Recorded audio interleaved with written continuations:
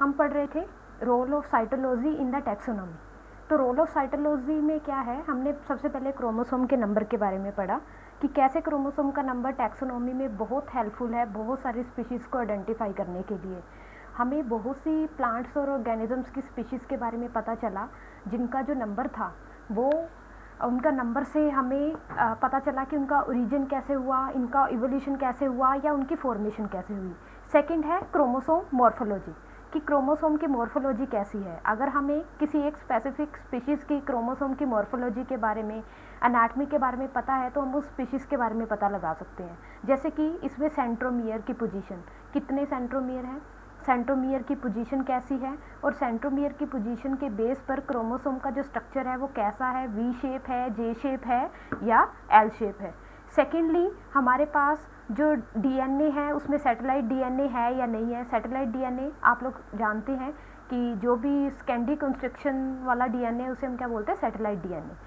हम बहुत से साइंटिस्ट ने ये भी बताया कि हमारे पास जो मोनोकोड्स हैं उनमें लार्जर क्रोमोसोम्स होते हैं कंपैरेटिवली डाइकोड्स के, और जो हमारे प्रिमिटिव फैमिलीज़ हैं जितनी भी उनमें वी शेप क्रोमोसोम होते हैं, और एडवांस फैमिलीज़ में कैसे क्रोमोसोम ज़्यादा आपको मिलेंगे, जे शेप के मिलेंगे। तो if we know only about that the specimen we have is primitive और advance, we can know about its feature, we can know about its families. अगर हमें इतना ही पता है कि वो प्रिमिटिव है या एडवांस है तो उससे भी हम काफ़ी हद तक आइडेंटिफाई कर सकते हैं। उसके बाद आता है क्रोमोसोम बिहेवियर। क्रोमोसोम का बिहेवियर कैसा है, उसमें नॉन पेयरिंग हो रही है, नॉन डिसजंक्शनिंग हो रही है, कियास्मेटा फॉर्मेशन हो रही है, क्रॉसिंग ओवर हो रही है। तो इन सभी फीचर्स से भी हम पता लगा सकते हैं। अगर हमें स्पेसिफिक फीचर्स पता है किसी स्पीशीज़ के तो हम टैक्सोनॉमी में वो हेल्प ले सकते हैं क्रोमोसोमल बिहेवियर की। उसके बाद आता है taximetrics in relation to the taxonomy. If we study about the biotechnology, then there is one portion known as biostatics.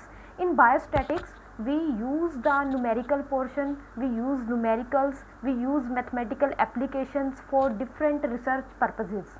हम क्या करते हैं टैक्सीमेट्रीज में बहुत सारे न्यूमेरिकल वे से, जैसे कि वेरिएशन या सेकेंड वन होता है कोरिलेशन, इन सभी टेक्निक का यूज़ करके हम दो स्पीशीज़ के बीच में वेरिएशन या कोरिलेशन का पता लगा सकते हैं कि कैसे एक स्पीशीज़ दूसरी स्पीशीज़ से अलग है, उनके बीच में रिलेशन क्या है। तो उसमें क्या किया जाता है, डिग्री ऑफ कोरिलेशन को मेज़र किया जाता है, डिग्री ऑफ कोरिलेशन। और उसी डिग्री ऑफ कोरिलेशन से हमें पता चल जाता है कि हमारे पास जो भी स्पीशीज़ हैं, दो स्पीशीज़ हैं, उनके बीच में कितनी सिमिलरिटीज़ हैं या कितनी डिसिमिलरिटीज़ हैं। अब उसी टेक्निक का यूज़ किया जाता है टैक्सोनॉमी के लिए। दो स्पीशीज़ हमें मिली हैं, हमें उसके कुछ जनरल करैक्टर पता हैं तो हम उसका कोरिलेशन निकाल सकते हैं, उसकी वेरिएशन निकाल सकते हैं और उस स्पीशीज़ के बारे में पता कर सकते हैं। अब इसका प्रोसीजर क्या है टैक्सीमेट्रिक्स का। टैक्सीमेट्रिक्स के लिए सबसे पहले बेसिक यूनिट की सिलेक्शन की जाती है। बेसिक यूनिट का मीनिंग क्या होता है, इंडिविजुअल। जिस प्लांट की हमें स्टडी करनी है इंडिविजुअल प्लांट को चूज़ किया जाता है। तो जितना भी जो भी हमारे पास प्लांट हो या जो भी स्पेसिमन हो वो लोवेस्ट रैंक से होना चाहिए। रैंक हम पढ़ेंगे फर्दर नोमेनक्लेचर में, रैंक क्या होते हैं, जैसे कि kingdom, phylum, class, family, genus, ये सभी में किस में आते हैं, रैंक। तो जितना लोएस्ट रैंक का स्पेसिमन होगा उतनी ज़्यादा उसके अच्छे से स्टडी हो सकती है। तो हमारे पास जिस यूनिट की स्टडी हम करते हैं उसे हम क्या बोलते हैं, ऑपरेशनल टैक्सोनॉमिक यूनिट या OTU। Secondly selection of character, character का सिलेक्शन किया जाता है। हम जो करेक्टर का सिलेक्शन है वो बहुत तरीके से कर सकते हैं। लाइक हम उसका क्रोमोसोम का नंबर देख सकते हैं, हम उनके क्रोमोसोम की शेप देख सकते हैं, सेंट्रोमियर के बारे में देख सकते हैं, उनके मॉर्फोलॉजिकल करेक्टर्स को देख सकते हैं, उनका जेनेटिक लेवल पे उसको देख सकते हैं। तो बहुत से मेथड्स हैं, हम बॉटनी के किसी भी ब्रांच का कोई भी मेथड यूज़ कर सकते हैं जो हमें अप्रोप्रिएट लगता है स्टडी के लिए। बट इसमें जो एक मेन पॉइंट है वो ये है कि इसमें जो करेक्टर्स हैं वो काफ़ी ज़्यादा चूज़ होने चाहिए। A large number of character should be selected, because हो सकता है कि हम कोई ऐसा करेक्टर लें और उसके ऊपर जो वेरिएशन या कोरिलेशन है वो इतने अच्छे से ना निकल पाए, बिकॉज उनका वेरिएशन का उस करेक्टर की जो वेरिएशन है दो स्पीशीज़ के बीच में ज़्यादा ना हो। तो हमें क्या है, मल्टीपल करेक्टर यूज़ करने होते हैं।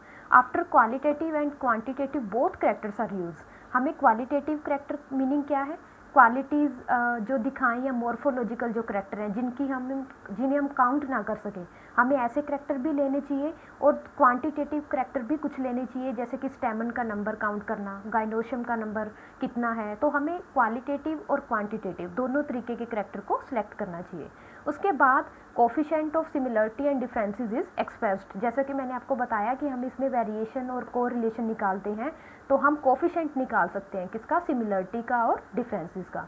यूज़ क्या है, ये एप्लीकेबल है both flowers and other groups में। हम इसका यूज़ दोनों तरीके के ग्रुप्स में कर सकते हैं, फ्लावरिंग प्लांट में भी कर सकते हैं और नॉन फ्लावरिंग प्लांट्स में भी कर सकते हैं। कोरिलेशन हम निकाल सकते हैं। हमें इवोल्यूशन के बारे में भी कुछ हद तक इससे पता चल जाता है। इवोल्यूशन के बारे में हमें कैसे पता चलता है, अगर हम कंपेरेटिव स्टडी करते हैं किसी और स्पीशीज़ के साथ, तो कुछ हद तक हम इवोल्यूशन के बारे में भी पता लगा सकते हैं। It is useful in breeding experiments by evaluation of variations. हमें ब्रीडिंग एक्सपेरिमेंट में ये बहुत हेल्पफुल है। हम वेरिएशंस की इवैल्यूएशन करके कि उनमें कितने